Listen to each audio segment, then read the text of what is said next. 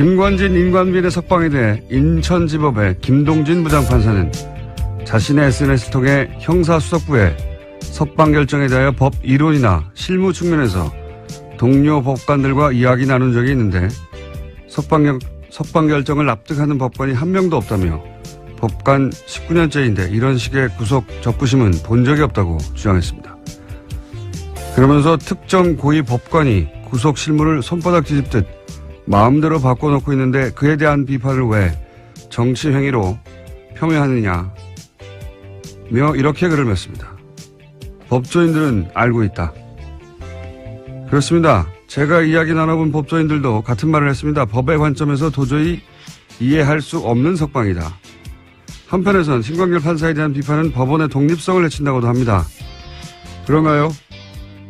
법원의 독립은 법관의 법과 양심을 권력으로부터 지켜주자는 것이지 정치적 의도를 의심케 하는 판결도 토달지 말라는 게 아니지 않습니까? 공동체가 지켜줘야 할 법과 양심을 저버렸다고 의심받을 판결을 내린 건 심판사 본인입니다. 오히려 입을 다물고 있는 게 공동체의 법과 양심을 저버리는 거죠. 김원준 생각이었습니다.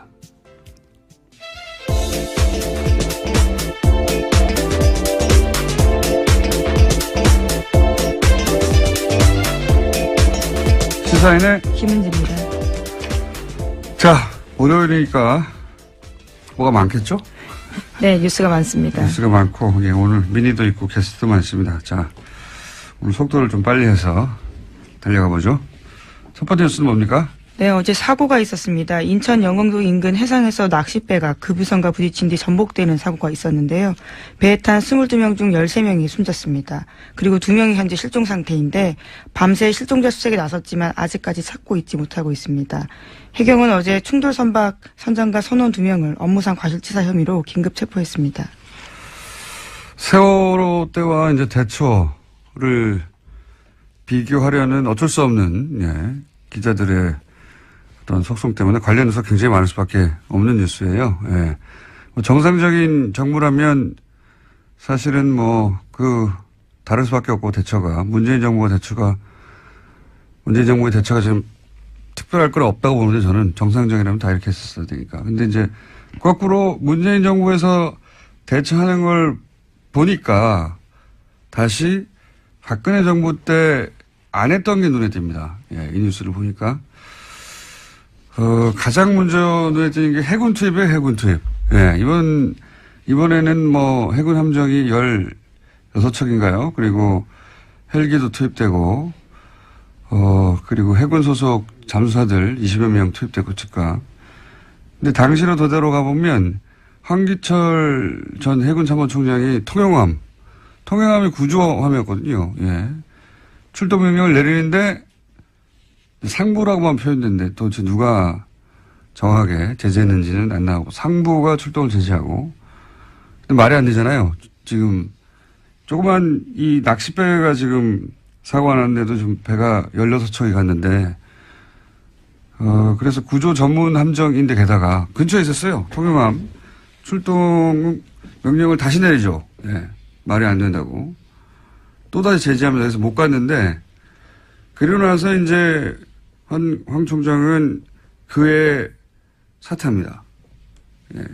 사퇴를 당했다고 저는 보는데, 당하고, 그 다음 해에 곧바로 납품비리로 구속이 돼요. 그리고 나서 1심, 2심 대법원 모두 무죄가 되긴 했죠. 예. 예. 되돌아보면 통영함 출동을 제지한 게 누군가? 제지할 수 있는 사람은 합참의장, 국방부 장관, 대통령, 상무밖에 없어요. 해군 총장이 배를 출동시키라고 했는데 왜 사고가 나서 못하겠단 말이죠. 그게 이제 괘씸해서 이 양반을 찍어내고 납품비리 만들어서 억지로 엮어 넣었다가 결국은 무죄가 됐지만, 이때 누가 막았는지, 왜 막았는지 저는 다시 한번 이야기 돼야 되는 사안이라고 봅니다. 네. 거꾸로 이제 정상적인 대처를 보다 보니까 그때 왜 안 했느냐 하는 게 다시 되짚어 주게 되는 사건이고 앞으로 당분간 그런 얘기가 나올 거라고 봅니다. 예. 다음 수는요? 네, 최윤수 전 국정원 2차장에 대한 구속영장이 지난 2일 기각됐습니다. 최 전 차장은 이석수 전 특별감찰관 등을 불법 사찰하고 문화계 블랙리스트 작성에 관여한 혐의를 받고 있는데요. 서울중앙지법 오민석 영장전담 판사가 밝힌 이유는 이렇습니다. 최 전 차장이 범행 가담 경위와 정도에 비춰서 구속의 필요성을 인정하기 어렵다라면서요. 기각 사유를 밝혔습니다. 이건 참 저희가 이정렬 판사가 그렇지 않아서 준비되어 있습니다. 전 판사님이.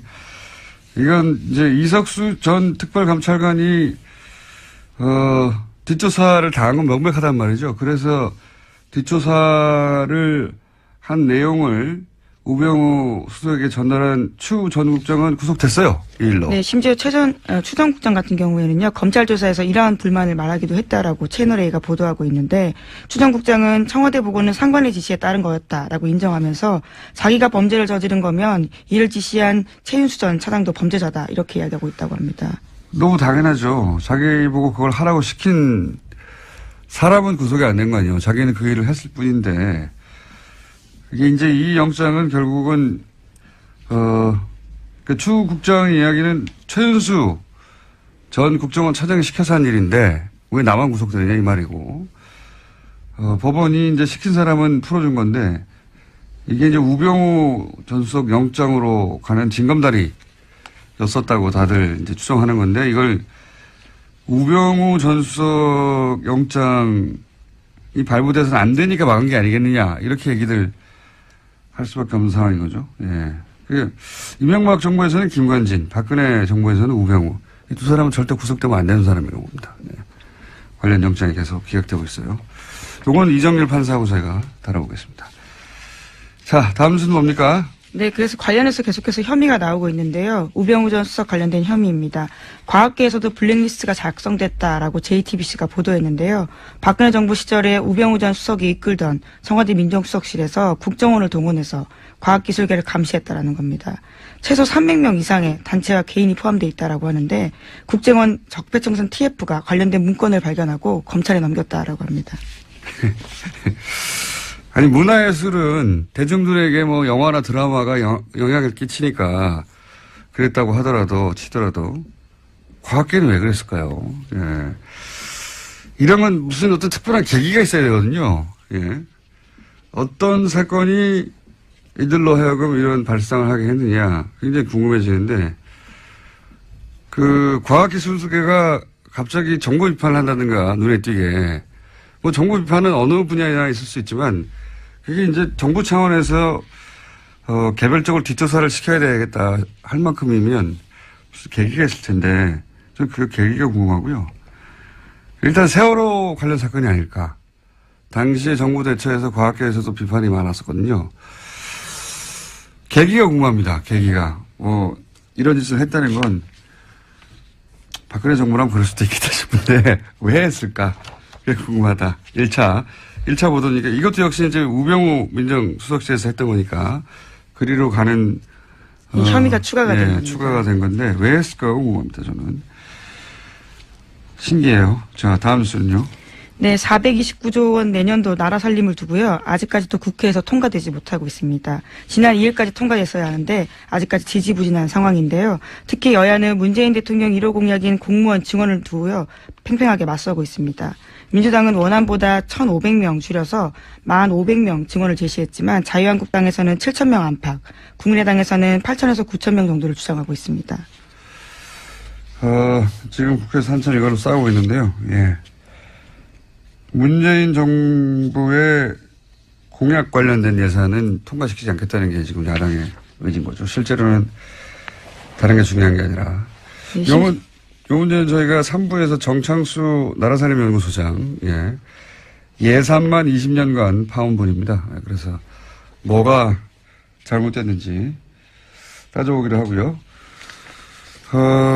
그리고 지난 주말에 그 SNS, 제가 오픈에서도 잠깐 얘기했지만, 예, 김동진 판사. 예. 굉장히 화제였어요. 관련 뉴스가 많이 있죠. 이것도. 네, 김관진 전 장관 등 구속 적부심을 통해서 석방에 잇따라 되자요. 여기에 대해서 현직 부장판사가 공개적으로 비판을 해서 화제가 되고 있습니다. 아까 말씀하신 것처럼 자신도 법관 생활이 19년째인데 구속 적부심에서 이런 식으로 하는 것은 본 적이 없다. 이렇게 지적하고 있는데요. 김 부장판사 같은 경우에는 과거의 원세훈 전 원장 판결에 대해서도요. 비판을 한 바가 있습니다. 본 적이 있다는 법조인들을 제가 본 적이 없어요. 저도 궁금해서 물어봤는데, 이제 신광열 판사를 비판하는 거는 이제 정치적 비판이라고들 보수 매체에서도 하는데, 이 석방 자체가 정치적인 거죠, 사실은. 석방 자체가. 그리고 이제 김동진 판사 페이스북 발언에 대해서 비판이 있어요. 법관은 판결로 말해야 되지 않느냐. 법관이 맡은 개별 사건에 대해서는 판결문을 쓰니까, 그때 이제 판결로 하고 싶은 말을 하죠. 근데, 임관빈 석방처럼, 굉장히 중대한 정치 범죄인데, 그걸 밝히는데 가장 중요한 피의자 2명을 풀어줬단 말이죠. 이런 경우 내 판결이 아니니까 아무 말도 하면 안 된다는 거잖아요. 지금 김동진 판사의 비판은, 대한 비판은. 그러니까 어떤 판결에 대해서 아무도 어떤 말도 하면 안 된다.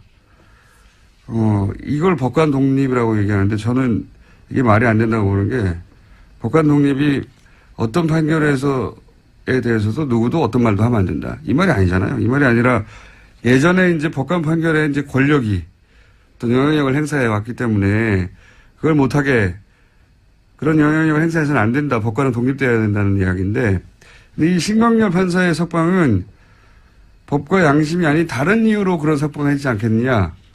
이런 의심을 하는 거거든요. 그러니까 끊임없이 문제 제기를 거꾸로 해야 돼요. 그게 법관이 법과 양심이 아닌 다른 이유로 판결했다고 의심이 되면 그런 거 아니냐고 계속 이야기를 해야 그게 사회적인 압력이 되고 그래서 오히려 그게 사법부의 독립을 지키는 거죠. 예. 석방이 이상하다 계속 떠들어야 되는 사건인 겁니다. 이거 법과 양심 이해의 요소 아닙니까? 이런 판결 내는 거. 이렇게 계속 떠들어야 법관의 독립이 실제 유지되는 거죠. 이걸 못하게 하는 건 좀 말이 안 된다고 보는데 저희 그래서 김동진 판사에게 급히 어제 인터뷰 요청을 하였으나 거절당했습니다. 언젠가 한번 꼭 모시고 싶습니다. 다음 뉴스는 뭡니까? 네, 박지원 의원이 안철수 국민의당 대표에게 DJ 정치를 왜곡한다라고 비판했습니다.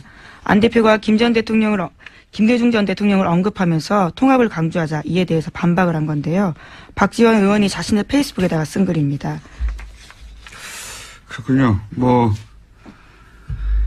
바른정당에 이어서 이제 그럼 국민의당은 어떻게 되냐 싶어서 뉴스가 많이 나오는데, 저 개인적인 생각인데, 개인적으로는 안철수 대표 호남계는 함께 가기 힘들 거라고 저는 봅니다. 왜냐하면은, 안 대표는 이제 호남 베이스의 정당만으로 집권이 불가능하다 이렇게 판단을 한 것 같고 그래서 탈호남 그리고 영남 베이스 유승민 결합을 해서 지방선거 이후에 자유한국당이 이제 존속되지 못할 거라고 보고 그때 소위 중도 보수 자리를 선점하고 있겠다 그런 거거든요. 그 자리 그래서 이제 영호남 화합하고 합리적 보수 또 바람이 새네 오늘 또 적자로 나서겠다 이런 그림이고 호남계는 왜 자기들이 그런 보수 정당의 미끄럼이 돼야 하느냐. 안철수 대권을 위해서 왜 우리가 그런 짓을 해야 하느냐 이거거든요. 예. 정치적 노선도 다르고. 이제 거기에 예로 들려진 게 김대중 전 대통령이었어요. 다시 한번 서로 이제 굉장히 목소리를 높인 건데요. 특히나 안철수 대표 같은 경우에는 당내에 김대중 전 대통령과 정치한 사람이 많은데 수건이 남북통일 아니었냐라면서 영호남 통합도 못하면서 남북통일 어떻게 하냐 이렇게까지 이야기했습니다. 그러니까요. 서로 말로 싸우고 있는데 결국은 헤어지게 되지 않겠는가. 호남계 쪽에서는 이제 안철수 대권을 위해서 희생할 생각이 없다 이런 거거든요. 예. 노선도 다르고 안철수가 그만한 인물도 아니다 이런 이야기를 하기 시작한 거죠. 예. 언제 어떻게 어떤 모양으로 헤어지냐 그것만 남은 거죠. 사실 근데 정치는 그게 전부예요. 타이밍과 명분. 시간이 벌써 다 됐네요. 이정열 판사 기다리고 있는데 자 제목만 짚고 몇 가지 넘어가죠. 네, 그러면 트럼프 소식부터 먼저 전해드리겠습니다. 트럼프 소식. 네. 예. 마이클 플린 전 백악관 국가안보보좌관이 러시아 게이트 특검 수사에서 유죄를 인정했습니다. 그러자 트럼프가 자신의 트위터에다가 남긴 글이 있는데요. 이것이 오히려 트럼프의 발목을 잡고 있습니다. 플린이 부통령과 연방수사국에 거짓말을 했기 때문에 내가 해임했다 이렇게 밝혔는데요. 오히려 합법적인 행동을 했는데 유죄를 인정받고 죄송합니다. 플린이 합법적으로 행동했는데도 유죄를 인정하고 감형받으려 하는 것이 부끄럽다 이렇게 이야기를 한 건데요. 그러니까 오히려 사법방해죄가 되는 게 아니냐라는 논란이 일고 있습니다. 이거 그냥 넘어가려고 그랬는데 시간이 짧아서 잠깐 얘기하고 넘어가야 되겠네. 이제 트럼프의 트위터가 이런 얘기거든요. 플린을 해고한 이유는 그가 거짓말했기 때문이다. 이제 미국 대통령 인수위 기간에 있었던 일은 합법적이었다. 이렇게 썼어요. 이게 아주 이상한 논리인데 이 기사만 봐서는 도대체 무슨 말인지 잘 모르게 기사를 썼어요. 보니까 저도 봤는데. 마이클 플린 국가안보보좌관인데 플리바게를 했습니다. 플리바게라는 게 이제 내 죄에 있으니까 죄 있다는 거 인정할 테니까 형량 좀 낮춰줘. 뭐 이런 플리바게를 했는데 그 말은 무슨 말이냐면 그 인수위 기간에 트럼프가 합법적이라고 했던 그 기간에 불법적인 일을 했다는 거거든요. 근데 트럼프가 이제 플린을 해고한 게 거짓말을 했기 때문이라고 했는데 이게 왜 이상한 논리냐면 트럼프 말은 플린이 불법이 있었던 것처럼 FBI 거짓말 했다는 거예요. 그 기간에. 네, 앞서서 그랬다라는 거죠. 불법이 있었던 것처럼 불법이 없었는데 트럼프가 트위터에서 하고 싶었던 말은 자기는 잘못이 없는데 플린이 마치 불법이 있었던 것처럼 자기를 모함했다. 이런 소리예요. 모함했다. 그래서 해고했다. 이런 논리 전개인데 자기가 잘못이 없다는 걸 트럼프는 강조하다 보니까 이게 논리가 꼬인 거예요. 왜 꼬인 거냐면 플린은 그때는 러시아 개입이 없었다고 주장했거든요. 그러다가 지금은 아니다. 있다고 바꾸는 중이에요. 그러니까 트럼프 논리대로 하면 러시아 개입이 없었다고 한 게 거짓말이 되는 겁니다. 그렇죠. 그래서 네. 사법방해죄가 된다라는 지적이 나오고 있습니다. 러시아 개입이 있었다가 사실이라는 말이 되는 거예요. 트럼프의 말은. 이해가시나? 자가당착인데? 이해가 안 가실 수도 있어요. 말을 연속해서 바꾸다 보니까 스스로 발이 꼬이고 있는 겁니다. 예. 플린이 거짓말한 걸 트럼프가 알고 있었다는 것도 또 문제가 되는 거예요. 왜냐하면 트럼프는 자신이 조사를 하던 자신을 조사하던 FBI 국장이 있잖아요. 코미 국장. 해고했잖아요.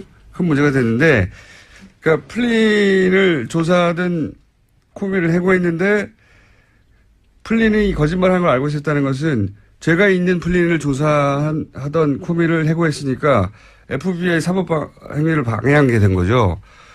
어쨌든 트럼프 트위터 다시 한번 해야 되겠습니다. 이게 무슨 말인지 이해할까 모르겠네요. 이해가실까? 거짓말을 하다가 결국은 자기한테 굉장히 불리한 트위터를 썼다. 이거예요. 거짓말을 하다가 연속으로. 이거 다시 한번 해야 될 것 같습니다. 자, 오늘 여기까지 하고요. 어쨌든 논리가 정반대로 꼬였다는 거고. 여기까지 해야 되겠습니다. 시사인의 김은지였습니다. 감사합니다. 네. 바로 이어서 이정열 전 영장 해설 전담 판사 연결됐습니다. 안녕하십니까? 네, 안녕하세요, 공장장님. 네. 월요일이라 말을 꼬이고 혀도 꼬이고 하고 있는 와중인데. 아니요. 자, 알아들었습니다. 알아들으셨어요? 네. 네. 이 말은 나는 똑똑하다 이 말이죠. 아이, 무슨 말씀. 자, 우선 시간 역순으로 네. 최윤수 국정원 2차장 영장이 기각됐습니다. 이거 예상하셨던 바입니까? 그게 쉽지는 않았어요. 청취자님들도 마찬가지일 텐데, 당연히 풀리지 않겠냐, 생각을 하셨을 거고, 저도 비슷했는데, 일단은, 어떻든, 풀리든 안 풀리든 간에, 이종명 전 차장하고, 아까 언급하셨던 최윤수 전 차장하고 같이 가지 않겠나라는 생각은 했어요. 한쪽이 풀리면, 다른 쪽도 풀리고, 한쪽이 들어가면 다른 쪽도 들어가고, 이랬었을 것 같거든요. 얘기 들어보면은 또 이런 말씀 하시는 분들도 계시더라고요. 김관진 전 장관이나 임관빈 전 실장 같은 경우는 이제, 종전에 이명박 박근혜 정권 때 무기거래에 관련이 있는 사람들이라 입을 막을 필요가 있어 꼭 풀어줘야 되는데, 지금 이 전 차장은 무기거래랑 관련이 없으니까 그냥 적부심에서 못 나오지 않겠냐, 이런 얘기를 하시는 분들도 계시던데, 아무튼 이제 구속되지 않겠나 싶었어요. 최 전 차장도 이종명 전 차장 적부심에서 못 나가니까. 근데 김영수 대법원장 얘기가 딱 나오고 나니까, 이거 이렇게 되면은 영장 청구 기각될 수도 있겠다. 그러니까 이게 김 대법원장 발언이 어떻든 외견상 보면은 뭐 이렇게 영장 판사들이든 누구든 간에 일선 판사들이 하는 걸 이제 뭐 존중하겠다 이런 뜻이 뜻으로 해석이 되잖아요. 자, 이게 이제 너무 많은 사건이 한꺼번에 벌어져가지고 많은 사람들의 이름을 거론하시는데 대법원장이 무슨 말 했는지도 모르는 분들이 많거든요. 예. 예. 대법원장이 이제 그 법관의 독립을 해치는 지나친 판사 판결에 대한 비판은 자제해달라는 네. 취지의 말씀하셨죠. 그게 이제 신광열 판사에 대한 비판이 많다 보니까 네. 뭐 언론적인 얘기만 하지만 법관의 독립을 존중하자 이런 취지의 얘기를 했어요. 그죠? 대법원장이. 네네. 그렇죠. 예. 예, 왜냐하면 최근에 이제 이런 영장 기각이나 또는 뭐 구속 적부심을 통한 석방에 대해서 워낙 비판이 많으니까요. 예. 이제 그 말씀을 듣고 또 이 최윤수 구속영장 기각시킬 때 부담을 덜고 기각을 시켜버리는 게 아닐까 이런 전망을 하셨다는 거죠. 그렇죠. 뭐 예. 판사들이 용기를 얻었을 것 같다. 용기를 얻었을 것 같다. 김동진, 잠깐만요. 김동진 부장판사의 SNS에 대해서는 어떻게 생각하십니까? 이거 왜 비판하지 말라는 거냐? 말도 안 되는데, 예, 그렇죠. 일단 뭐 거의 다 맞는 말씀이에요. 저 동의하고요. 예. 그러니까 특히 이제 구속적 부심 결정이 잘못했다라고 비판하는 거는 당연한 이야기고, 그 20년 가까운 경력 가진 현직 뭐 부장이 보더라도 이상하니까, 그러니까 예. 그렇게 썼는데, 이게 이제 여기에 대해서 뭐 또 김동진 부장의 이야기에 대해서 비판하는 얘기가 또 좀 나오던데 보면, 예. 뭐 언젠가 기회가 되면 말씀드릴지 모르겠지만 이게 서울중앙지방법원에서 한 구속적 부심 결정이잖아요. 예. 그러니까 이런 식으로 하게 되면은 중앙지방법원이 우리나라에서 차지하는 위상이, 우리나라 법원에서 차지하는 위상이 상당히 커요. 거의 뭐 선도적이거든요. 예. 집단 법원 중에 제일 크니까. 그래서 중앙법원에서 하게 되면은 다른 법원에 그 미치는 영향 파급 효과가 상당히 크거든요. 기준점이 그러니까, 되는 거죠, 기준점이. 그죠? 그렇죠. 예. 그래서 김동진 부장 입장에서 보면 지금 김동진 부장이 무슨 업무를 맡고 있는지까지는 제가 잘은 모르겠지만 어쨌든 다른 판사들을 봤을 때 이게 지금 앞으로 구속적 부심이 이제 큰일 난 거예요. 긴급체포 위법하다고 이런 식으로 해버리면 뭐 심지어 이제 변호사 옆을 만나보니까 변호사들 이제 신났다. 이런 식으로 밥 풀린다 이제. 이런 식으로 났다 뭐 이런 얘기 하더라고요. 예. 예. 그러니까 김동진 부장 입장에서 보면은 이거 이제 자기들 업무하고 관련이 있는 거예요 이제는. 그렇군요. 그러니까 단지 이게 뭐 무슨 뭐 법관은 판결로만 말했는데 이런 문제가 아닌 거죠. 자기하고 지금 관련이 있어요. 그러니까 거기에 대한 비판은 전혀 타당하지 않고요. 그리고 그 이제 대법원장 발언에 대해서 김동진 부장이 또 얘기를 한 게 있던데 예. 그 부분은 막 김 부장 같은 이제 뭐 양심적이고 정의로운 판사 입장에서는 사실 이 대법원장 발언이 좀 답답할 거예요. 언론이니까. 예. 그렇죠. 예, 뭐 적폐청산이 시급한데 언제 지금 이런 거 지금 뭐 이렇게 옹호해선 되겠느냐 이렇게 생각이 드는데 그거는 내부에서 이제 그 김 부장 같은 그런 그 견해일 것 같고 언제 시간이 있으면 말씀드리겠지만은 제가 보기에는 크게 뭐 염두에 둘 만한 이야기는 아니지 않나 싶거든요. 그냥 원론을 얘기했을 뿐이다. 네, 그렇죠. 그리고 그렇게 얘기할 수밖에 없는 상황이고요. 또 그리고 대법원장 입장에서는 그러니까 크게 뭐 염두에 둘 필요는 없고 오히려 그 대법원장 얘기 중에 이제 뭐 정치적인 그 목적을 가지고 이렇게 법관의 판단에 대해서 비난하는 건 옳지 않다 이렇게 하고 있는데 정치적인 목적 갖고 있으면 안 되죠. 예. 그런데 우리 같은 일반인들은 정치적인 목적이 없잖아요. 그러니까 하면 되죠. 열심히 하면 되죠. 아니, 근데 석방 자체가 정치적 의도를 가지고 한 게 아니냐고 의심받는 거 아닙니까? 법리로는 이해가 그렇죠. 안 되니까. 예. 맞습니다. 이미 석방이 정치적인데 그걸 비판하는 게 안 된다는 건 말이 안 되는 것 같고요. 예. 네. 시간이 있을지 모르겠다고 계속 말씀하셨는데 시간이 있은 적이 없어요, 저희가. 그러게요. 오늘은 그러면 간단하게 하나만 정리를 하고 내일이나 모레 다시 하죠, 또. 네, 알겠습니다. 연결해서 하겠는데. 예. 이 최윤수 국정원 2차장을 이제 기각될 거라고 예상했던 사람들의 이때가 계속 기각됐던 게 우병우 전 수석과 관련된 건 다 기각됐으니까 네. 이 구속영장 청구도 기각될 거라고 이렇게 생각을 했단 말이죠. 이건 이제 법리는 네네. 모르고 예. 계속 이어진 정치적 상황 속에서 그렇게 예상을 했는데 법리적으로 볼 때 최윤수 국정원 2차장을 기각하는 게 맞는 겁니까? 여기까지만 딱 하고 다음 시간에 다시 하죠. 더 말씀드리면 잘못됐죠. 아까도 말씀하셨지만, 영장 기각 이유를 보면, 가장 중요한 게 이제 피의자의 범행 가담 정도와 경위에 비추어서 구속하기는 이제 적당하지 않다는 거잖아요. 근데 추국장은 부하 직원인데 구속됐잖아요. 똑같은 일을 했는데. 그러니까요. 그러니까 도대체 어느 정도 돼야 이 가담 정도와 경위가 중하다고 보는 거냐라는 건데. 예. 근데 말씀드린 대로 그 형평성에도 안 맞고 그래서 잘못된 건데 어떻든 해놨으니까 이게 참 이제 앞으로 어떻게 될 것인가도 보면 우병우 전 수석 같은 경우에는 본인도 체념한 것 같았거든요. 숙명이라면 받아들이겠다 이런 말도 했잖아요. 예. 그래서 거의 다 이제 구속이 이번엔 되는 거구나 싶었던 것 같은데요. 네. 그죠? 그렇죠. 왜냐면 그런데 이렇게 되니까 부하 직원이 구속됐는데 상사는 풀어줄 수 없다는 게 본인도 법조인 출신인데 그렇죠. 그렇게 생각했을 텐데 의외로 풀어주니까 깜짝 놀랐을 것 같아요. 그렇죠. 그런 것 같아요. 그랬을 것 같아요. 그래서 일단은 맞고 틀리고를 떠나서 이번 최 전 차장 영장 기각 결정만 놓고 본다면 이 가담 정도가 제일 높은 사람이 누구냐 했을 때 이걸 전부 다 박근혜 전 대통령한테 밀어버린다면 우 전 수석도 사실 또 영장 기각될 가능성이 있죠. 그렇게만 보면. 그래서 지난번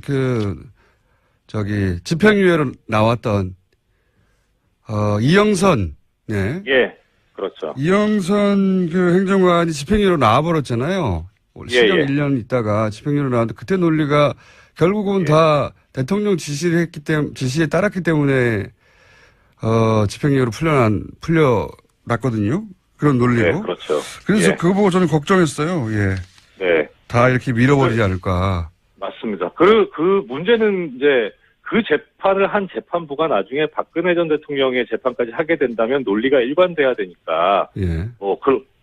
그거는 큰 문제가 어쩌면 안 될 수도 있어요. 왜냐면 결국은 박근혜 전 대통령이 다 시킨 거 아니냐 이렇게 가면 되니까. 박근혜 전 대통령 빠져나가기 힘들다 보고 다른 관계자들 등의 중요 관계자들 이렇게 빼고 있는 게 아닐까. 이런 의구심을 일반인들이 갖는 거죠. 그렇죠. 자, 오늘은 여기까지 한번 해보고요. 그 외에도 사실 많아요. 구속 적부심이 누구는 석방되고 누구는 석방 안 되고 이런 일이 계속 벌어지고 있거든요. 그러니까 저는 김동진 부장판사도 열받은 것 같아요. 우리 보고 어떻게 하라는 거냐 앞으로 그러면. 그렇죠. 어떤 기준으로 하라는 거냐. 당장 사건 밀려올 겁니다. 엉망진창이 되고 있는 거죠 지금. 동의합니다. 맞습니다. 자, 여기까지 하고요. 나머지 누가 석방되고 누가 석방 안 됐는지 이런 일이 왜 벌어졌는지는 내일 또 다시 연결하겠습니다. 오늘 말씀 여기까지 듣겠습니다. 감사합니다. 고맙습니다. 주진우 기자 나왔습니다. 안녕하십니까? 안흥구 전 대구지방국세청장님 나오셨습니다. 안녕하십니까? 안녕하십니까? 소개를 꼭 다시 해야 되나 싶긴 한데 두 분을 어쨌든 두 분이 나와 계시고 오늘 또 이제 얘기할 내용은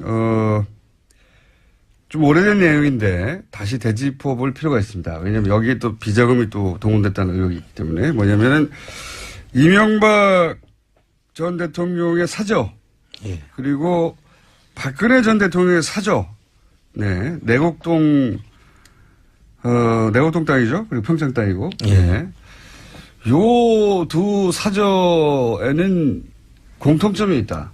사저 구입 관련해서.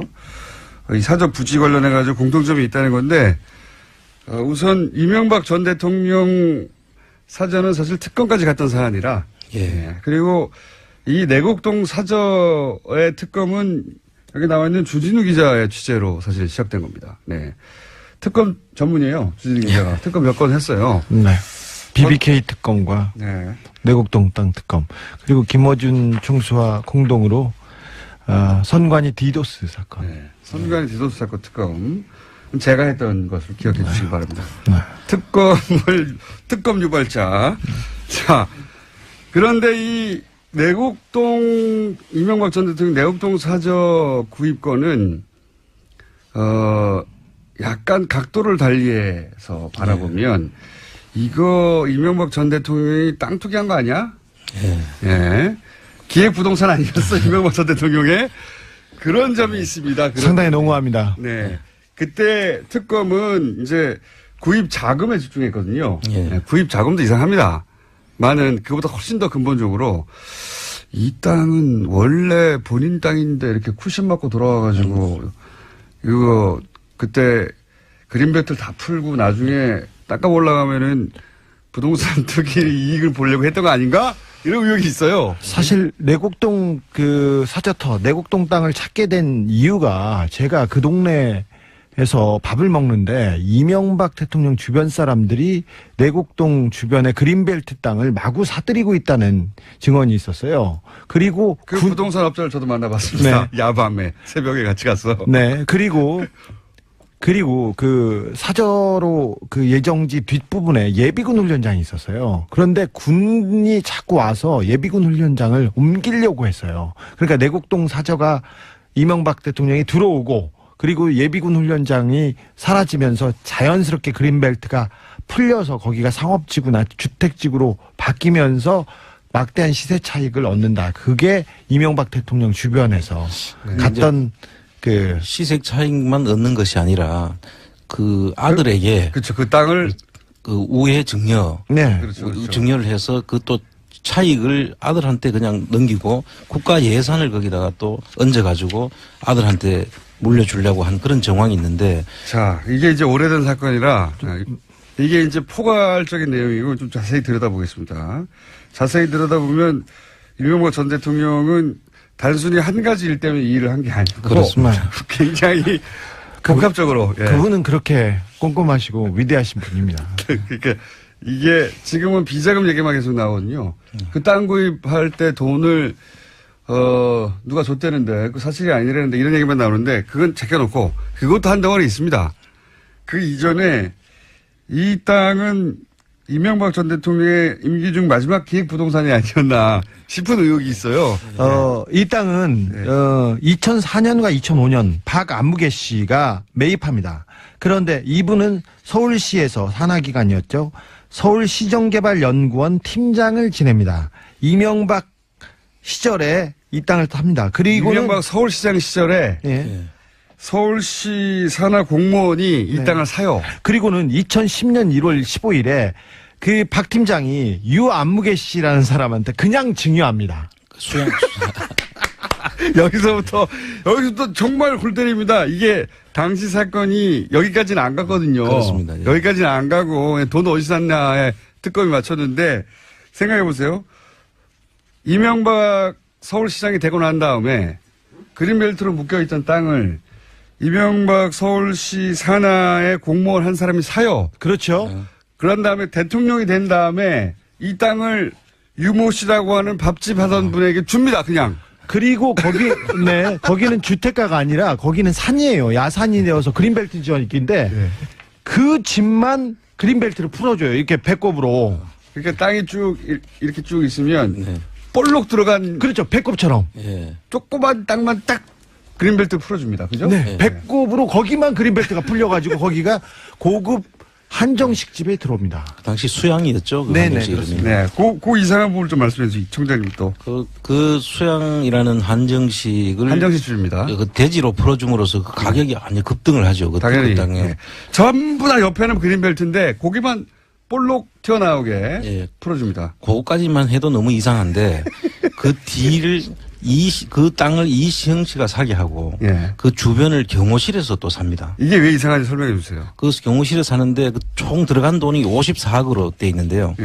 그 대지는 공시지가가 14억으로 돼 있었고요.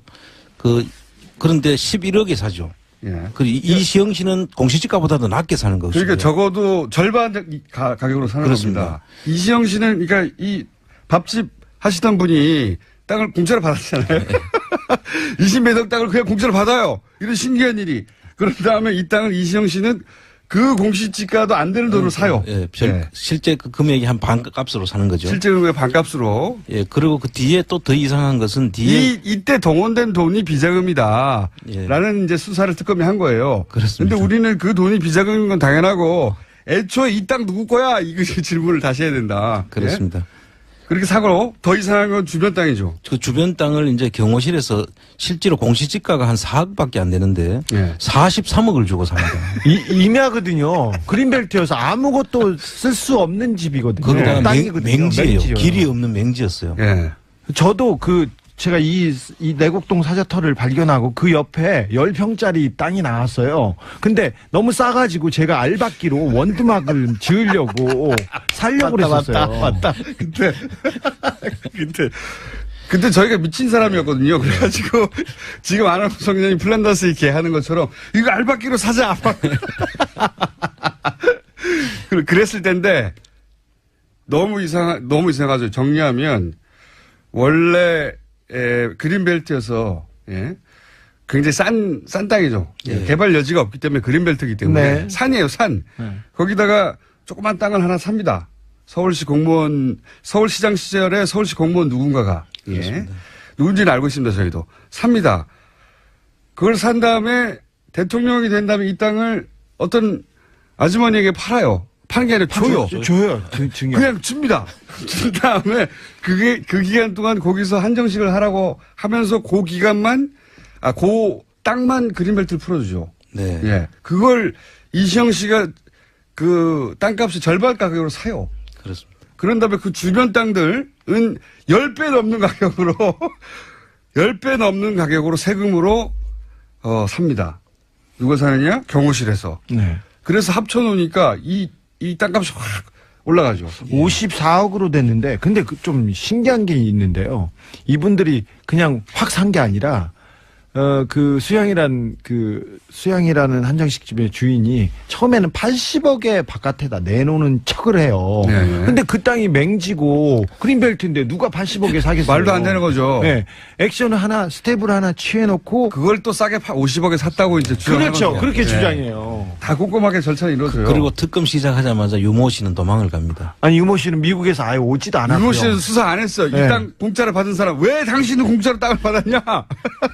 물어봐야 되는데. 특검에서 수사를 했는데 여기는 특검은 열심히 하려고 했어요. 근데 유모 씨는 전혀 귀국하지 않았고요. 유모 씨 딸하고 전화 통화가 됐는데요. 그 땅은 어떻게 됐어요? 그래서 끝났어요. 수사를 안 했어요, 이거는. 네. 이게 진짜 이상한 건 대목이거든요, 이 땅. 그 대목 이외에 또 한 가지 대목이 사실 대통령 그 사저에다가 경호동을 짓는 것은 네. 전직 대통령 예우에 관한 법률에 의해 가지고 짓지 않습니까? 그러면 그 대통령 대통령이기 때문에 짓는 거죠. 그런데 대통령 아들이 딴 땅에다가 사저 경호동을 짓는다는 것은 있을 수 없는 일이죠. 네, 이거 유사일에 처음이었을 겁니다. 증여 어차피 사서 지을 거 아들한테 줘야 되니까 증여세 회피 이게 논란이 있었죠. 사전 증여죠. 그것도 있죠. 그러니까 아들이 산 땅은 아주 싸게 사고 네. 나머지 땅들은 크게 비싸게 샀어요. 정부 돈으로. 근데 정부 돈으로. 그러면 생각해 보시면 아들은 정부 돈으로 주변 땅을 높은 가격으로 산 것을 증여받게 되는 건 나중에. 그렇습니다. 만약 이게 특검에 안 들어갔다면 증여받게 되는 것이었고 여기서 끝나면 모르겠는데 이 땅이 나중에 그린벨트를 풀 거다. 예. 대통령, 왜냐면은 대통령 사저니까 당연히 풀어줘야 되죠. 대통령이 왔다 갔다 해야 되잖아요. 예. 주변들도 다 왔다 갔다 해야 되고. 그래서 그러면 이 내곡동 땅이 땅값이 확 원래 그린벨트로 묶여있던 게 그린벨트를 풀면서 확 올라갔을 때 누가 이득을 보느냐. 그 주변 땅 소유자들이죠. 그 주변 땅 소유자들의 혹시 이명박 친인척이 없느냐. 이미 이상득 씨가 농장을 하고 있어요. 농원 500m 거리에서. 그리고 오세훈 전 시장 부인도 거기서 큰 땅을 가지고 있는데 더더욱이 그 주변에 땅 거래가 많았습니다. 그런데 이명박 대통령 주변에서 가차명으로 다 많이 샀어요. 수서, 내곡동, 세곡동 일대를 다 샀어요. 그러니까요. 예.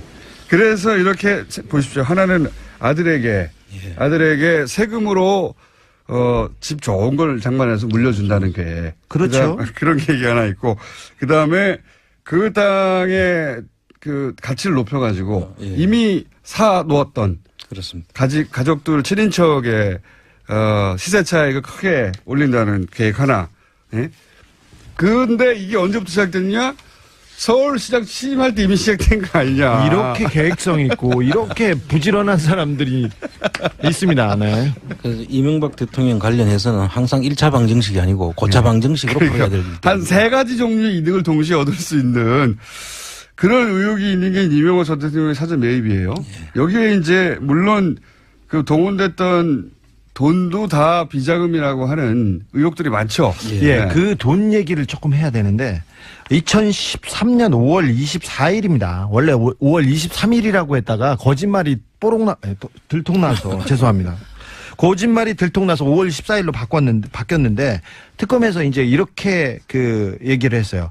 그 구이동 이상은 씨 집 베란다에서 현금을 6억 원을 받아가지고 만 원권으로 네. 6억. 얼마나 많습니까? 보스턴 가방과 노트북 가방, 여행용 가방에 들고 와가지고 청와대 붙박이장에 넣어두었다가 김아무개 행정관이 나중에 보관했다가 주었다 이런 식으로 얘기를 했는데 이게 이제 알리바이를 그렇게 구성했어요. 자, 이시영 씨가 왜 이시영 씨 돈을 큰아버지 집에 뒀는지 모르겠는데 큰아버지 집 베란다에 두고 있다가 6억을 쌓아놓고 그걸 받아가지고 청와대에 넣었다가 이거 줬다는 거예요. 그렇죠. 말도 안 되는 소리죠. 알리바이 자체가. 근데 그 옆에 있었다는 큰아버지, 큰어머니 그 박아무개 씨가 그 특검 수사관이 물어보니까 돈 6억 원을 저기에서 주셨죠? 그러니까 저희가요? 금시초문인데요. 네, 금시초문이라고 얘기했었어요. 이빨이 안 맞았죠 이때. 네. 근데 그 만들어진 2013년 5월 23일.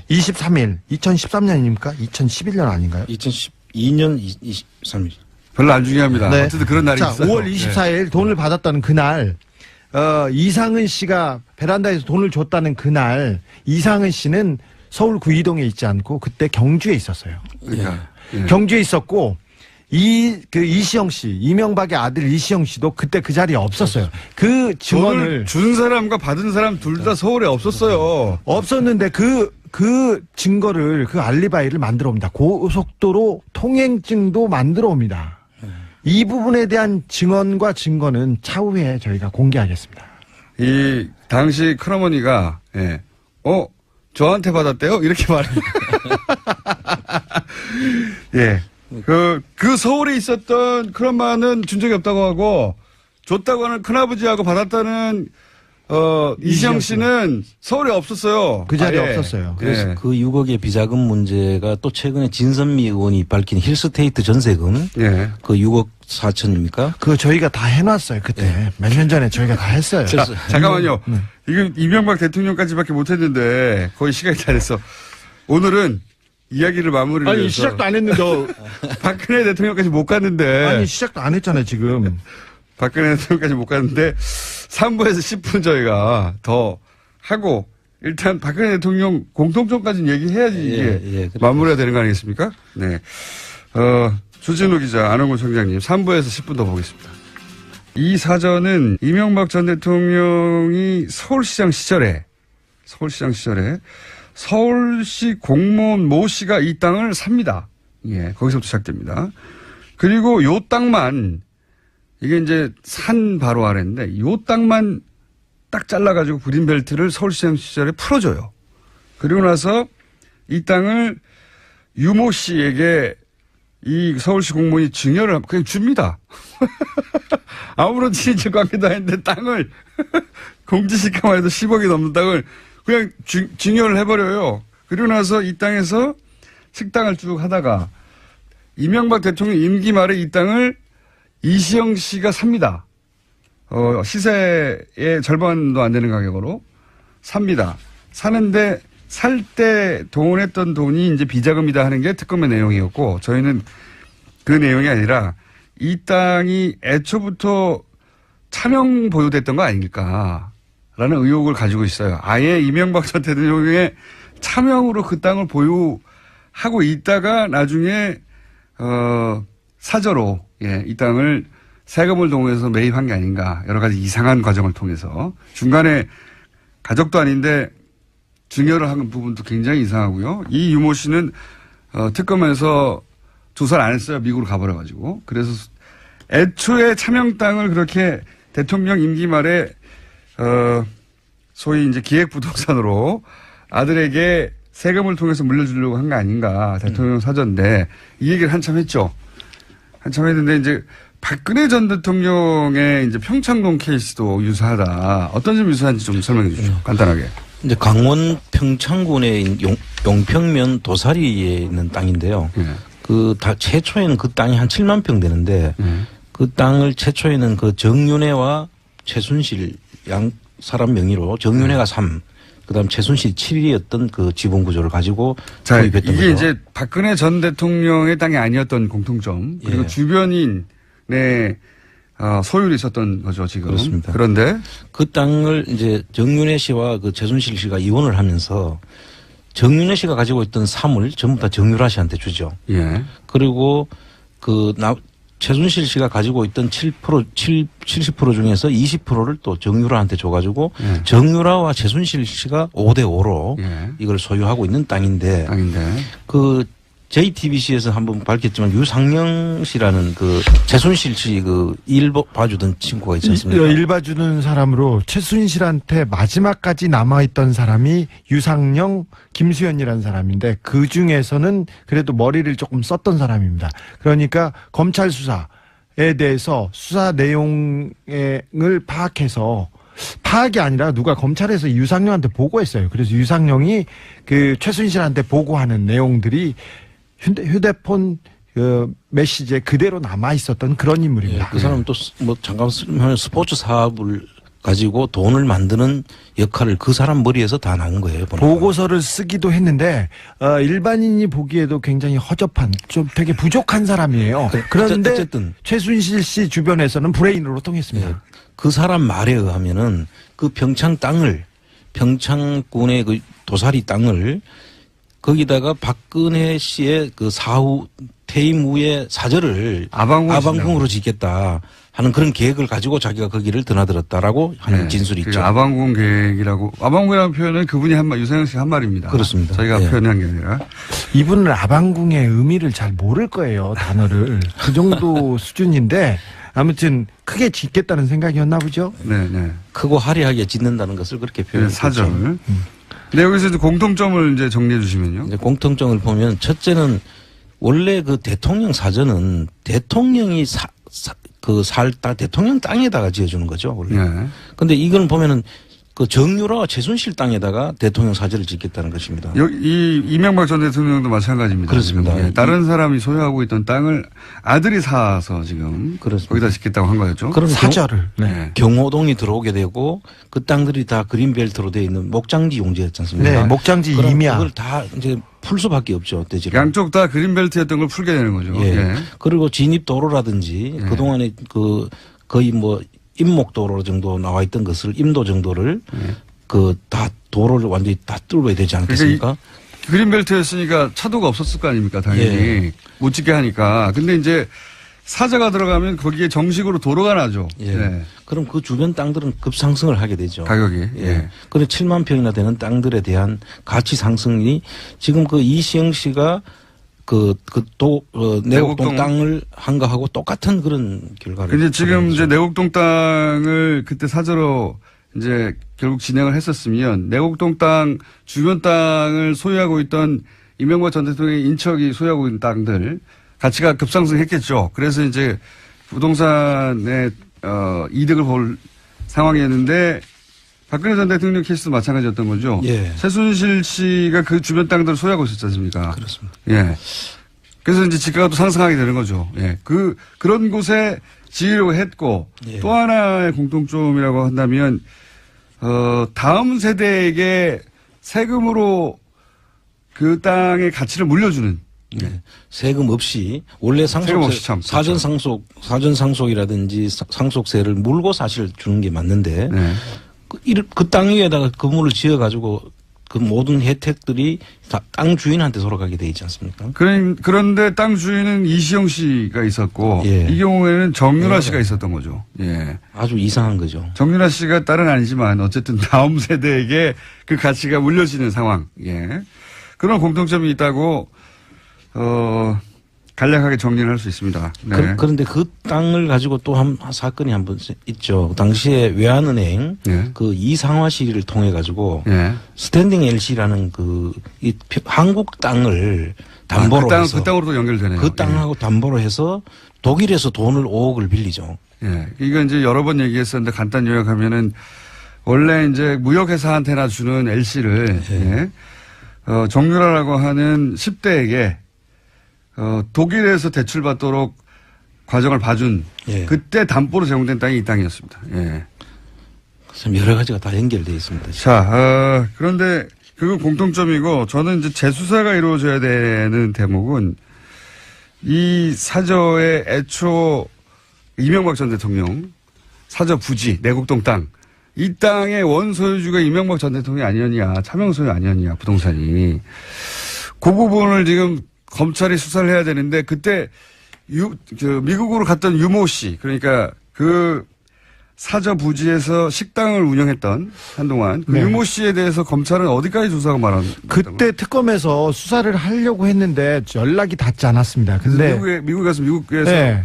근데 유모 씨하고는 연락이 안 닿고 유모 씨의 딸과 연락이 닿는데 그렇게 영어를 잘하는 사람이 아닌데 끝까지 영어로 대답을 해가지고 네, 조사에 한계가 있었어요. 오늘 여기까지 하겠습니다. 이거 수사 내곡동 수사 다시 해야 된다. 자, 지금까지 시사인의 주진우 기자, 감사합니다. 안원구 전 국세청장입니다. 감사합니다. 예, 감사합니다. 이어서 지금 국회에서 예산안 처리가 이루어지고 있는데 법정 시한을 넘겼습니다. 법정 시한이 어제 그저께였거든요. 넘겼습니다. 합의안 도출에 실패하고 있는데 뭐가 문제인지 나라살림연구소 정창수 소장 연결해서 물어보겠습니다. 안녕하십니까 소장님. 네, 안녕하십니까. 네, 이게 왜 안 되고 있는지 쟁점부터 정리해 주십시오. 뭐 6개가 마지막 경쟁이 남았었는데요. 네. 이제 뭐 4개는 사실은 뭐 좀 소소리로 넘어갔고 2개가 지금 중요합니다. 예. 일자리 안정자금하고 공무원 증원 예. 이 2가지에서 크게 걸렸고요. 세금에서도 2개 걸려 있긴 하지만 이 2개가 핵심이라고 볼 수 있습니다. 구체적으로는 이제 그 정부안이 공무원 숫자를 12,000명 증원해야 한다고 하는데 그리고 여기서 한 1,500명 정도는 절충안을 제시했는데 자유한국당에서는 이거를 7,000명으로 줄이자 뭐 이런 거죠. 네. 뭐 국민의당이 한 9,000명 정도 얘기는 하고 있습니다만 네. 전반적으로 공무원을 늘리는 정책이 이 정권 정책의 주요한 것 중에 하나라고 생각하고 예. 거의 반토막을 내려고 하고 있는 것 같습니다. 그렇군요. 공무원 증원 그다음에 이제 공공부문 일자리 그러니까 이게 결국은 다 문재인 정부가 첫 번째 공약으로 내세운 네네. 부문의 예산인데 예. 그거를 정부에서는 최대한 원안에 가깝게 가져가겠다는 거고 야당에서는 절반 이하로 치겠다는 거고 뭐 이런 거죠. 예. 그래서 맞습니다. 합의가 안 되고 있는 거고 그리고 자유한국당에서 특히 대폭 삭감을 주장하는 부분도 어떤 게 있습니까? 구체적으로 들어가서 복지 재원 뭐 이쪽 부분을 특히 많이 잘라내려고 하던데. 그러니까 이제 이 공무원은 돈도 돈이지만 이제 그 숫자 최저임금 관련해서 지원하는 3조 원 되는 부분들에 대해서 예. 이 부분을 최대한 줄이고 또 내년에 한해서만 지원하는 걸로 하자고 하는 제 주장입니다. 근데 지금 정부 여당 입장에서는 이제 그 이후에 어떻게 될지 모르는데 내년 한 해로 한정된다는 건 굉장히 위험하다 이렇게 지금 보고 있습니다. 그렇군요. 이게 구체적으로 들어가면 이제 한도 끝도 없는 얘기인데, 자, 이 과정에서 대부분 이제 예산 가지고 싸울 때 보면은, 명분은 그럴듯한데 자세히 들여다보면 이제 황당한 경우가 있잖아요. 예. 관전을 쭉 하셨는데 황당하게 삭감된 예산 혹은 이거는 잘 삭감됐다는 예산 좀 구분해서 어떤 게 있습니까? 뭐 일단은 전 그게 그런 것 같습니다. 첫 번째는 저희 아동수당이나 기초연금 같은 경우에 예. 지금 이제 반대하는 논리가 선거 이후에 하자는 거거든요. 선거 이후에. 예, 대부분의 경우에는 선거 때 오히려 좀 안 했으면 좋겠는데 아니면 하는 그런 생각들이 드는데도 막 밀어붙이는 경우가 대부분인데 예. 이번에 참 특이하게도 선거 때 재개혁을 반대하는 아주 굉장히 희한한 상황이 지금 발생을 했습니다. 아, 그러니까, 야당에서는, 하긴 하는데, 선거 이후에 해라. 선거 전에 하면 여당 인기가 너무 올라가지 않냐, 이런 논리인가요? 한마디로? 근데 납득할 수 없는 것은 이분들이 대선 때 공약을 냈던 거거든요, 다. 아, 물론 대부분 경우 반대하는 게, 지금 야당에서 반대하는 게, 자기들도 다, 찬성했던 것들입니다, 사실. 예. 찬성했던 거니까 이왕할 거, 예. 또, 원론적으로 반대하지 않는다면 미리 하고 자기들도 참여해서 했다고 자랑을 하면 될 텐데, 네. 굉장히 좀 분위기가 이상한 것 같고요. 그게 6월 지방선거 이후에 지급하라. 네. 그것도 이제 7월에 하겠다, 여당이 그러니까. 그럼 선거 바로 직후에 하면 선거 때 분위기가 타니까 10월 이후로 하자. 뭐 이런 지금 주장을 하고 있습니다. 그러니까 지급 자체를 반대하는 건 아니고 그 시기를 딱 찍어서 지방선거 이후에 지급해라. 예. 네. 이게 과거에 진짜 여당, 황당하네요. 야당이 반대였을 때는 예. 오히려 야당들이 그 주장을 하고 예. 여당이 막 반대하다가 어쩔 수 없이 따라가고 이런 거였는데 예. 이번은 정반대가 된 상황이 됐습니다. 그래도 이거 너무 속보이네요. 지방선거 이후에 지급하라고 하는 건. 아무튼 제가 볼 땐 저희 헌정사상 참 이런 경우 드문 일이어서 한번 기록 꼭 해놔야 될 것 같습니다. 그러니까 선거 때문에 선진성 정책이라고 비판하는 경우는 있었는데, 예, 선거 때문에 이걸 하지 말라고 야당에서 주장하는 거 제가 처음 본 것 같긴 합니다. 그리고 여당이 주장한 걸 더 플러스 알파 해가지고 하는 경우는 대부분 있었죠. 재미있는, 이게 기억에 남으시고, 또 다른 게 있습니까? 또 하나는 이제 황당 삭감 중에서 예. 몰카나 이제 디지털 성범죄를 대비한 예산이 있었어요. 네. 근데 이제 이거를 예결위에서 이제 심의를 하면서 이제 문재인 정부가 이게 디지털 성범죄와 전면전 선포하고 예. 영상을 지운다든지 이런 절차가 좀 복잡하고 하니까 이런 부분을 빨리 좀 진행하자 해서 예산을 편성했는데 예. 법적 근거가 없다 이래가지고 이걸 전액 삭감을 주장을 했어요. 그래서 이거 왜 삭감을 주장하죠? 이거는 반대할 이유가 없는 것 같은데요? 예, 제가 볼 때는 이번은 아까 앞에 말씀드린 거하고 비슷하게 예. 국민들이 지지하거나 하거나 이런 거 별로 상관하지 않는 것 같아요. 왜냐하면 그게 국민들이 지지하는 정책이거든요. 그렇죠. 누구나 반대할 이유가 없는 정책인데요. 예. 근데 이게 이제 공약에 들어있다는 이유만으로 아마 반대하는 것 같습니다. 이번에 보면 보류한 건이 161개였는데 전체적으로 예. 그 중에 69개, 한 41% 정도가 대통령 공약 예산을 지금 반대를 하고 있거든요. 저도 그거는 이제 공약에 들어갔던 건 다 반대하는 거 아닙니까 지금 대부분. 예. 예. 그 차원에서 이것도 반대를 하는 이제 그런 보여집니다. 그렇게밖에 논리는 없지만.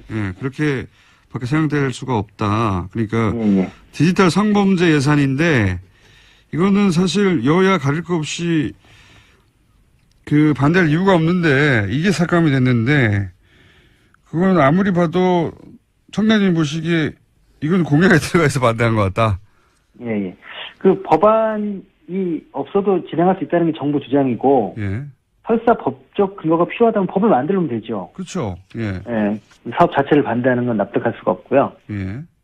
그다음에 또 하나가 이제 버스 와이파이 예산인데요. 이게 좀 더 황당한 얘기입니다. 버스에서도 와이파이를 쓰게 하자는 거죠, 지금? 예. 예. 그래서 이제 너무 이제 비싼 우리 통신료 내고 핸드폰 사용하고 하기 때문에 이거를 좀 특히 버스 정도에서는 좀 해주면 네네. 도움이 될 거라는 여론이 많아서 이것도 공약 예산인데요. 네. 그런데 이제 이 야당 쪽에서는 버스 회사에 보조금 줄 근거가 없다. 이제 그런 주장이에요.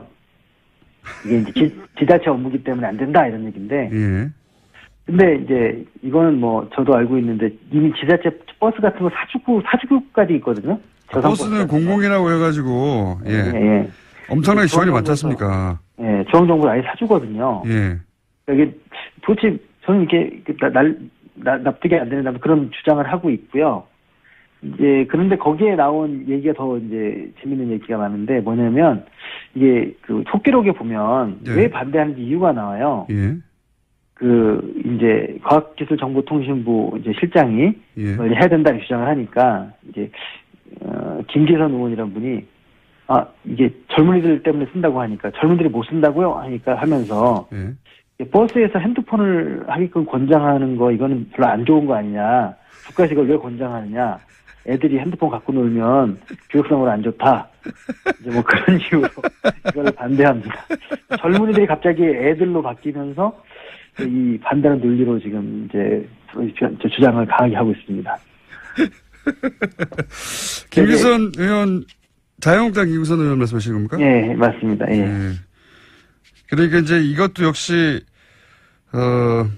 정책이 공약이다 보니까 예. 반대하는 게 아니겠는가 싶네요. 버스 그러니까 그 가계 통신비 절감에 도움이 되죠. 무료 와이파이를 버스에서 쓸 수 있으면. 예. 대신 이게 이제 국민들 피부에 확 와닿겠죠. 버스에서도 와이파이를 쓸 수 있게 되었다. 예, 피부에 와닿는. 시설물에 이제 와이파이 하고 있고, 예. 그리고 이제 버스하고 철도는 당연히 하고 있고, 버스도 하게 되면 이제 예. 거의 전국적으로 하게 되는 거니까, 예. 이게 이렇게 해서 많은 사람들이 이제 이 스마트폰이나 이 통신을 많이 하게 되면 안 좋지 않을까라는 생각도 하고 있는 것 같기도 하고요. 이거는 이제 학생들한테 굉장히 도움이 될 것 같은데, 이 요금제에 따라서는 사실 그 와이파이 없으면 그 아예 인터넷이 제한적으로 사용되거나 아니면 요금이 너무 많이 나오거나 그런 경우가 많거든요. 네, 예. 10대, 20대에게 도움이 될 것 같은데. 한 학생들에게 평균 한 2만 원 이상 혜택이 있을 것 같습니다. 근데 어쨌든 버스 와이파이를 허용하면 젊은이들이 버스에서 인터넷만 하기 때문에 안 된다. 네. 라는 속기록이 있습니다. 예. 이것도 아마 공약에 의해서 못하게 하는 게 아닐까 싶어요. 네. 그리고 지금 뭐 이상한 발언들, 예. 반대를 위한 반대 혹은 뭐 명분이 없다 보니까 이상한 논리들이 등장하는 케이스에 대해서 말씀하셨는데 혹시 그렇게 앞뒤가 안 맞는 그런 발언들 또 있습니까? 예, 뭐 많이 있는데요. 예. 이게 이제 사람들이 속기록을 잘 안 보고 이제 이 인터넷에 중계를 해주는 것도 있는데 잘 안 보시니까 네. 직접 보시면 아마 이게 좀 제가 볼 때는 그 어떤 상황에서는 코미디 같은 상황도 많이 발생을 합니다. 그러니까 예를 들면 그 공무원 직원 문제 같은 경우에도 예. 그 이장우 의원이란 분이 예. 계속 놀고 먹는 공무원들을 왜 늘려주느냐 계속 주장을 이제 하니까 이낙연 총리가 네. 이제 소방관들이 놀고 먹는 거라는 생각을 하지 않습니다. 예. 그 얘기를 하는 게 아니라 공무원을 왜 늘리냐 이렇게 얘기를 계속 주장을 합니다. 예. 아니 그러니까 소방관들 경찰관들 늘린다고 하는 거 아닙니까? 그러니까 계속 같은 얘기를 서로 반복하는 거죠. 예. 국무총리는 소방관 경찰관이 꼭 필요한 존재니까 채용해야 한다는 거고 네. 이 사람들은 그 공무원을 늘리면 안 된다. 계속 같은 이야기를 반복을 하면서 굉장히 오랜 시간 동안 한 기록도 있습니다. 그러니까요. 그 소방관 경찰관을 늘린다고 하면 많은 분들이 당연히 늘려야 된다고 생각할 테니까 알면서도 그 소방관 경찰관이라는 단어는 쓰지 않고 그냥 공무원이라고 하는 거죠. 놀고 먹는 공무원이라고. 그러면 그 얘기 그대로 받아들이는 분들은 공무원 늘리는 거구나 계속 그렇게만 받아들이는 거고 예. 이낙연 총리는 계속 그게 무슨 말이냐 소방관 경찰관이다 이렇게 계속 그 얘기가 반복되는 거죠. 그 얘기 한 문장을 제가 지금 가지고 있어 읽어보면 공무원 놀고 먹는 공무원을 늘리면 어떡하냐 해서 이제 이낙연 총리가 그게 아니라 소방관 경찰관들 얘기를 하니까 이장우 의원이 공직자들을 구조조정해야 할 거 아니냐. 뭐 갑자기 이상한 얘기를 하면서 소방관 경찰관들이 아니라 계속 공무원들, 놀고 먹는 공무원들이라는 말을 반복하네요. 굉장히 길게. 예. 못 알아들어서 그런 건 아니라고 봅니다. 예. 예, 국민들이 공무원이라는 그런 거에 대해서 부정적으로 생각하는 게 있기 때문에 예. 계속 그 프레임으로 가고 있는 것 같습니다. 사실 언론에서도 이게 소방관 경찰관이라고 특정해 줘야 되는데 계속 야당의 프레임인 공무원 얘기만 하고 있어요. 공무원 직원이라고. 예, 맞습니다. 예, 이것도 언론이 자기 역할을 못하고 있는 거거나 아니면 일부러 안 하고 있는 거겠죠. 예. 마치 핵발전소냐 원자력발전소냐 하는 게 차이가 있듯이 예. 그런 차이가 있는 것 같습니다. 네, 그러니까 이게 이제 소방관 늘리자고 하면은 많은 분들이 찬성할 테니까 야당은 공무원이라는 단어를 사용하는데 언론도 그냥 공무원이라는 단어로 계속 보도하고 있고 또 다른 재미있는 이야기 있습니까? 예, 뭐 그 외에도 이 촛불 시민들의 여러 가지 의사를 반영해서 새로운 예산을 편성하고 했다 뭐 그런 얘기를 하니까 네. 그 촛불 시민들 안에 이제 태극기 시민들도 이제 개념을 좀 비슷하게 포함을 시켜가지고 예. 왜 태극기 국민들의 뜻을 반영하지 않느냐 하면 계속 그렇게 하시는 송석준 의원이라는 분이 계십니다. 태극기 국민들의 뜻을 반영하는 예산은 자기들이 제출하면 되잖아요. 예. 근데 태극기 국민들의 뜻을 반영하는 예산이라는 게 뭡니까? 뭘 해달라는 거죠? 대표적인 SOC 뭐 이런 얘기를 지금 하고 있는 것 같아요. SOC요? 예, 토건. 예. 뭐 이런 것들이 이제. 태극기 국민들은 소위 이제 개발 사업을 많이 해야 한다고 요구한다 이런 이야기인가요? 예, 그런 얘기를 이제 억지로 좀 얘기하고 있는 것 같습니다. 그런 얘기는 태극기 들고 외치는 분들은 그런 얘기 한 거 들어본 적이 없는데. 그러니까 개발 사업을 더 해야 된다는 논리를 태극기 국민들의 뜻이라고 이제 얘기한 거군요. 계속 속기록에 보면 그렇게 반복적으로 등장을 합니다. 물론, 태극기 드시는 분들이 토건 사업을 좋아하시는 성향이 많을 수는 있겠죠. 근데 그분의 주장은 아니라고 생각합니다. 그런 속성이 있는 분들이 있을 수 있겠지만 그분들이 태극기를 들고 토건 사업을 늘리라고 주장한 건 아니잖아요, 길바닥에서. 예. 알겠습니다. 이게 언제쯤 될까요? 지금 20여 년째 보고 계신데 이게 잘못하다가는 준 예산 편성 사태가 빚어질 수 있다. 언론들이 이렇게 전망하고 있는데 이게 준 예산 편성 사태라는 게 뭡니까 이게? 그 예산이 이제 통과가 안 되면 예? 신규 예산 같은 어떤 이제 새로 변화된 예산을 사용하지 못하고 예. 법적으로 보장된 예산만 쓰게 되는 거거든요. 이런 적이 있었나요, 과거에? 한 번도 없었습니다. 그래서 한 번도 없었군요. 준 예산을 갈 리가 없다고 저는 생각하는 게 뭐냐면 예. 어찌됐든 간에 야당이 주장하는 일부 사업을 받아줬거든요. 네. 만약에 이 예산안이 통과가 안 되면 야산이 원하는 사업 다 없어집니다. 하기 때문에 그분들도 끝까지 이거를 물고 가지는 못할 것이다 이렇게 생각합니다. 그럼에도 불구하고 이제 문재인 정부의 그 예산들을 집행하지 못하게 하는 목적이 더 커서 그런 사태까지 갈 수 있지 않을까요, 혹시? 그렇게 생각 안 하십니까? 그렇죠. 그렇게 될 수도 있죠. 왜냐하면 지금 아까 말씀드린 것처럼 선거 때 포퓰리즘이 아니라 엉뚱한 주장을 하는 것처럼 아동수당이나 돈을 선거 이후에 지급하라고 할 정도면 예. 지금 현 정부가 예를 들어서 이런 돈을 못 써서 이게 이제 현 정부가 국가 운영을 잘못해서 이렇게 된 거다라고 몰고 가려고 하는 의지가 굉장히 강한 건데 네. 그러다 보면 자기들 예산을 포기하면서까지 그렇게 할 수도 있지 않을까 하는 예. 예, 일부 있을 것 같습니다. 지금까지 좀 이렇게 저희들이 좀 예상을 항상 깼기 때문에. 예. 그래서 지금 헌정사상 최초로 준 예산 편성 사태가 벌어질 수도 있다. 예, 이게 여소야대이기 때문에. 예. 근데 이제 그게 아직도 12월 말까지 가야 되기 때문에 그건 좀 더 지켜봐야 될 것 같습니다. 알겠습니다. 저희가 한 번씩 모시겠습니다. 사실 이거 예산 편성 과정 잘 안 지켜보거든요. 예. 근데 이제 20여 년째 지켜본 분으로서 예전에 없던 희한한 일들이 벌어져서 저희 연결 한번 했는데 희한한 일들이 지금 얘기한 거 이해도 많이 벌어지고 있죠? 네, 아주 많습니다. 예. 그거 정리해서 또 한 번 연결하겠습니다. 다음 주에. 네. 오늘 여기까지 하겠습니다. 감사합니다. 나라살림연구소의 정창수 소장이었습니다. 아니고 르몽드에서 내는 르몽드 디플로마티크 한국판의 편집위원 편집장도 하셨죠. 예. 인문결 연구소 있으나 독립적인 홈페이지는 없고 블로그만 있는 상태죠 아직도? 카페요, 카페. 예, 카페만 있고. 자, 글로벌 팩트 체크까지도 하시는 예, 지난주에 안철수 대표의 독일 방문 관련된 글로벌 체크 한번 했고요. 저희 글로벌 체크 기다리고 있습니다. 근데 이런 분들이 응답을 잘 안 해서 금방 안 되는데 정치인들이 만났다고 하는 이제 상대 고위 관료나 인사들 있지 않습니까? 그 사람들한테 지금 쫙 보내가지고 쫙 하려고 하는 중인데 그 중에 안철수 대표는 가장 적극적이고 가장 빠르게 응답을 온 분이고요. 자, 그러면 소장님과 함께 오늘은 무슨 주제를 할지 안녕하십니까? 네, 안녕하십니까. 예. 그러니까 글로벌 팩트 체커라는 새로운 또 예. 그 직책이 생겼는데 어쨌든 그 많은 외국에 계신 청취자분들도 이 관련해서 뭐 제보를 해주시면은 예. 뉴스 공장에서 어디다 제보를 합니까, 근데? 뉴스 공장에다 제보를 하면 되죠. 아니, 소장님한테 직접 제보하는 방법은 뭡니까? 아, 저한테도 해도 되는데 그 뭐 저한테 이메일로 보내셔도 되고요. 이메일 주소가 어떻게 되십니까? 이메일 주소 그 끝날 때 말씀드릴게요. 시간이 이제 그러니까 네. 알겠습니다. 안 말하고 넘어갈 것 같은데. 오늘 주제는 뭡니까? 오늘 두 가지 준비를 해봤습니다. 예. 그 빨리빨리 할 수 있을지 이제 봐야 되겠는데 아까 초반에 얘기를 하셨더라고요. 잠깐 얘기했습니다. 예, 트럼프 예. 결국 이 러시아 게이트에 발목 잡히나.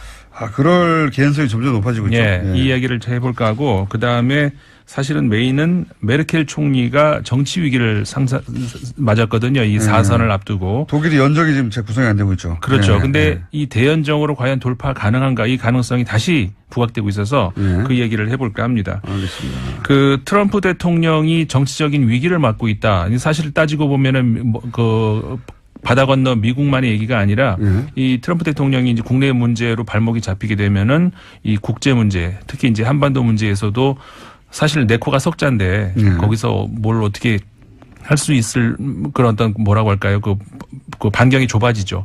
그렇기 때문에 우리하고도 연관이 될 수 있어서 좀 알아보고 싶은데 결국은 이게 작년 말까지 거슬러 올라가는 것이죠. 그렇죠. 소위 말해서 그러니까 러시아가 미국의 어떤 정책에 넓은 의미로 정책에 관여를 과연 했느냐. 여기 있어서 그 트럼프 당시에 그 뭐라고 할까요? 그 캠프에서 네. 관여를 과연 했느냐 이 문제거든요. 자, 러시아와 손잡고 트럼프가 대선에 개입했느냐 이런 거죠. 그렇죠. 예. 그러니까 대선에 개입시키도록 하는 어떤 그런 일련의 어떤 모종의 미략이 있었느냐 하고 네. 그다음에 그 전에 그 이스라엘하고 문제가 돼요 또. 그러니까 네. 이스라엘이 당시에 기억하시는지 모르겠습니다만은 그 서한지구 그러니까 팔레스타인 네. 자치지구에다가 이스라엘 그 촌을 건설하잖아요. 강제로 예, 예. 이스라엘 국민들을 이주시켜 가지고 팔레스타인을 쫓아내려고 거기가 그렇죠. 자기들 땅이라고 이제 영구적으로 주장하려는 거죠. 예. 네. 그렇게 하면서 이제 미국의 당시 오바마 정부에서 이거는 그 제재를 해야 된다라는 네. 그 전 세계적인 그런 그 유엔에서 움직임이 일어나서 오바마 정부도 그거를 막질 않죠. 그런데 그거를 그 트럼프 현 대통령의 사위인 쿠슈너가 유대인이라는 거죠. 네. 미국 언론에서는 이것과 연관을 시키던데 그래가지고 이스라엘에 대한 그 제재안을 막도록 그 어떤 국제사회에서 이렇게 손을 쓰는 그러니까 그 안에는 러시아까지 포함이 되는 것이죠. 그러면서 러시아에 대한 제재안도 그때 있었는데 그것까지 같이 연결해서 이렇게 뭐라고 할까 세트로 풀어주는 그렇죠. 이런 오바마가 러시아 우리가 이제 대북제도만 하는데 오바마가 러시아 제재를 해놓은 걸 풀어주는데 그렇죠. 그런 대가로 해서 이스라엘도 같이 풀어주자. 예. 이거는 뭐 그런 추측이죠. 예. 이런 것이 있지 않았어 말이 꼬인. 월요일 날은 꼬이는 날입니다, 원래. 그러니까 이제 요약하면 대선을 유리하게 이끌려고 러시아의 도움을 받았느냐. 네. 그리고 그 대가로 러시아한테는 또 러시아를 끌어들여서 그 이스라엘의 요구를 그렇죠. 들어줬느냐. 그렇죠. 어쨌든 러시아를 끌어들였냐 이겁니다. 그렇죠. 예. 그 문제에 있어서 이제 앞에 그 우리 공장장이 얘기하셨던 글로 연결이 되면 되죠. 네. 그래서 이제 지금 뮬러 특검이 그 플린 전 그 안보 보좌관을 조사를 하는 과정에서 네. 소위 말해서 그 양형 거래라고 하잖아요. 플리바겐이라고. 예, 내가 조금 사실관계를 인정을 하면은 좀 감해줄 수 있다. 요거는 본인 찾아보니까 한 5년 이상 형을 받을 거를 그렇죠. 집행유예나 한 뭐 6개월 이내로 줄일 네. 수 있는. 그러니까 충분히 플린 전 보좌관 입장에서는 할 수가 있죠. 사회적으로 끝장날 수 있는 사안을 풀어낼 그렇죠. 수도 있기 때문에 그래서 거래를 한 거죠, 거래. 본인의 그 유죄를 그 실토를 했다. 우리나라도 이거 있어야 돼요. 아니, 물론 뭐 비공식적으로는 암암리 그런 게 있다고 그렇죠. 하는데 공식적으로 있죠. 공식적으로 있어야 된다고 봅니다, 저는. 아예.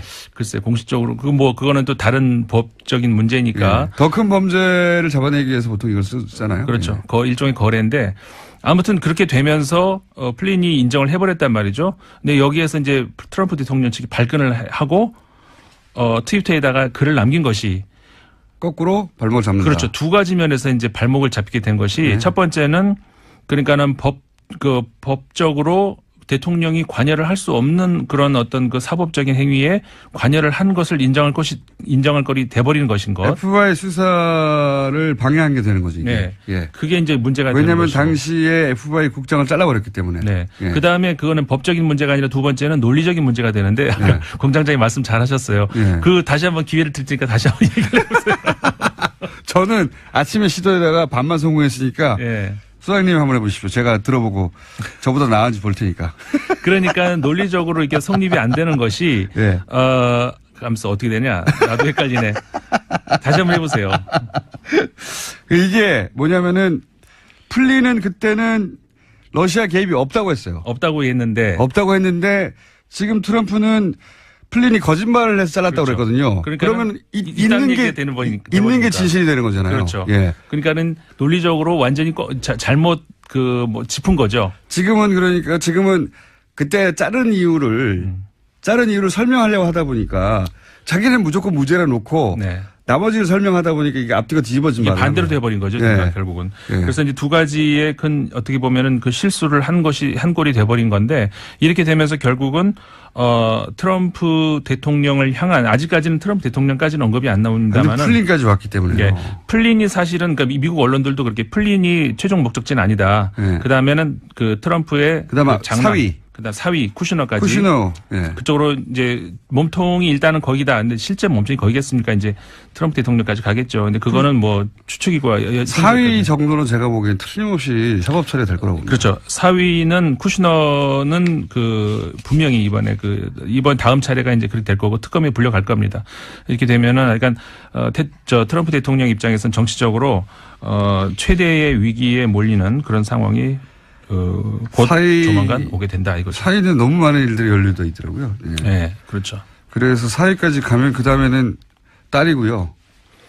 그러면 이제 트럼프 대통령 남게 되는 거죠. 그렇죠. 자, 그런 건 우리가 지켜봐야 되고, 예. 쿠슈나가 오늘 미국 날짜로 3일인데 이스라엘에서 무슨 연설을 합니다. 예. 그 관련 한번 우리 들어볼 필요성이 있습니다. 그래서 또 이스라엘 얘기가 생각나는데 이제 쿠슈나가 유대인이어서 또 그런지 예루살렘을 이스라엘의 수도로 인정하는 트럼프 대통령이 네. 수도로 하려고 하는 그런 시도가 또 있죠. 이것도 큰 문제가 되고 있어요. 네, 그 문제가 또 옆으로 번지니까 일단 거기까지 우리가 보기로 하고 그 다음에 독일 이야기를 해봐야 되겠습니다. 3분밖에 안 남은데 하시겠습니까? 네, 해야죠. 그래도. 시도해보죠. 예. 자, 간단하게 하자면 우리가 자메이카 연정이라고 흔히 얘기를 하죠. 왜 네네. 그러냐면은 독일의 세 개의 정당이 색깔이 검은색, 노란색, 초록색이기 때문에 자메이카 국가 색깔하고 국기 색깔하고 예. 이제 비슷해서 그렇게 부르는 건데 뭐냐면은 지난 총선에서 제1당 그러니까 승리를 했던 하지만 과반에 실패했던 기민연 네. 혹은 기민당이라고도 하죠. 네. 기독교 민주당이 메르켈 총리죠.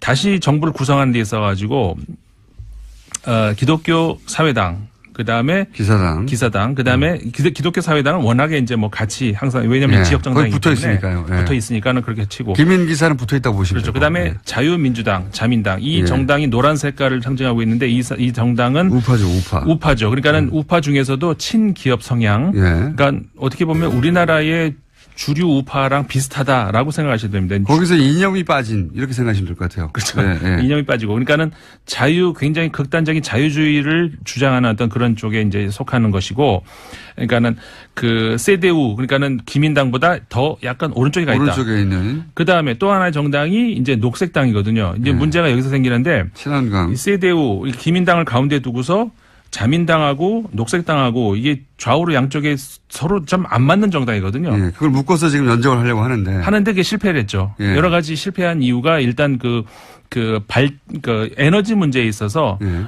핵 발전은 이제 폐기하기로 2030년까지 폐기하기로 됐지만 이 화석 연료를 2020년까지 폐쇄를 하느냐 안 하느냐 문제에 있어서 자민당과 녹색당이 전혀 맞질 않죠. 네, 그다음에 맞습니다. 조세제도에서도 전혀 둘이 안 맞아요. 그러니까 네. 깨져버리는 거라는 거죠. 자민당이 결렬 선언하고 일어서 그렇죠. 재밌는 게 자민당이 먼저 결렬선을 했어. 난 네. 녹색당이 먼저 할 줄 알았는데 아무튼 이렇게 되면서 정치적인 위기를 맞았죠. 선거를 다시 해야 되느냐 이런 네. 문제까지 왔는데 독일은 참고로 잘 모르시는 분도 있으니까 독일은 한 5개, 6개 정당이 항상 원내에 진출해 있거든요. 그렇죠. 독일식 정당 명부제 때문에 지지율만큼 받기 때문에 네네. 항상 연정을 안 하면은 그 사실 구성이 안 돼요. 구성이 안 돼요. 예. 다수당이 구성이 안 되니까 그래서 이제 이번에도 하려고 그랬고 2차 대전 이후에 항상 구성해 왔는데 처음으로 연정 구성에 실패했다. 그렇죠. 위기다 이런 거죠. 그래서 위기다 이런 얘기를 나왔는데 30초 남았습니다. 그래서 마지막으로 남은 그 제일 가능성이 있는 것이 예. 제1 야당인 3인당과 대연정을 한마디로 말해서 이건 우리가 대연정이라고 하는 것이죠. 왜냐하면 규모가 크거든요, 얘네들은. 여당하고 제1야당하고 연정을 하니까 예. 이렇게 되면은 과연 그럼 가능할 것인가. 근데 3인당 입장에서는 이게 불가능하다 생각된 것이 할 때마다 대연정이 참여할 때마다 지지율이 떨어졌어요. 그렇죠. 자기 지지자들을 배반하는 거니까. 그렇죠. 지금 이런 상황입니다. 이번에는 어떻게 가능성이 더 높아 보이는 것이 이거 아니면 길이 없다. 임상훈 소장이었습니다.